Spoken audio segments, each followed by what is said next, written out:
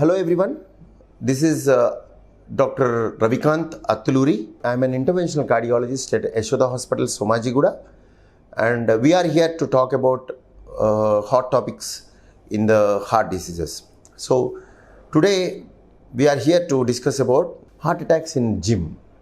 So a lot of people are worried about why people who are at gym are getting heart attacks. So please understand, heart attacks can happen anywhere. They can happen in sleep. They can happen while you are walking. They can happen while you are talking. They can happen while you are eating. They can happen while you are playing some sport. Or they can happen while you are in a temple, while you are in a church, or while you are in a dhargah, or while you are praying anywhere.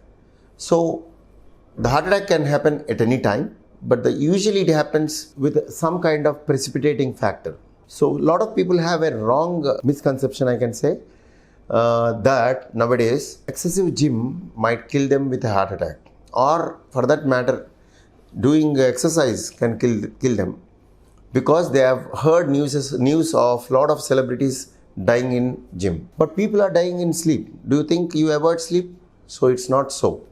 Please understand, the heart attacks can happen at any time. So to prevent heart attacks, what we should do from our part? There are some things which we cannot modify. For example, people as they age, they have a higher risk of heart attacks. So a person who is in 20 has a less chance of heart attack when compared to person in 70. Similarly, males have a higher chance when compared to female counterparts, which vanishes after menopause in women. After menopause, women and men have equal chance. So these are the things which we cannot modify. And in some families, they run strongly. Like I've seen some families where every uncle, every mother's brother had a heart attack once they crossed 40. So this is a strong family history. This also cannot be changed. For that person, the family history cannot be changed. So these are the things which are not in our hands. But what is there in our hands? Stop smoking or stop tobacco, which is any kind of tobacco product which is directly linked to heart disease. And it is again a probability. People who smoke, 30% of these people can develop heart attacks. And heart attacks, when you take, 40% of heart attacks are attributable to smoking. So this kind of link up is there. So stop smoking, stop tobacco in any form. Then you have diabetes. If you have diabetes, detect it early and try to control it. And if you are not diabetic and prone for diabetes, for example, you are obese, you have central obesity, try to control it early so that you will not get diabetes. And be on proper diet, good nutrition, have good fresh fruits, and avoid high calorie food, high sugars, high cholesterol food, junk foods, all this, and take healthy food. And do exercise at least 30 minutes a day at a stretch, 30 to 45 minutes a day, 4 days a week.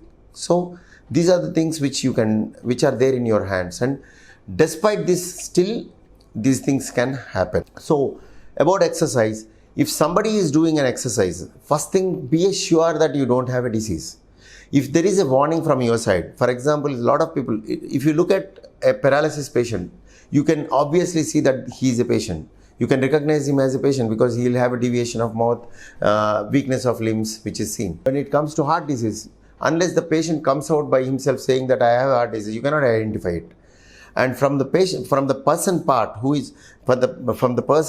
who is going to exercise, he needs to understand that he is already fit. So if he is in risk group, like what I said, if he is smoking, if he is having diabetes, if he has a hypertension, he has a family history, he needs to get checked up with a cardiologist before he goes for an aggressive exercise.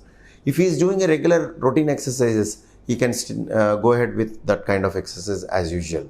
So exercise prevents heart attacks, and if you are doing an exercise without checkup, and if you are in a risk group, then you are at risk.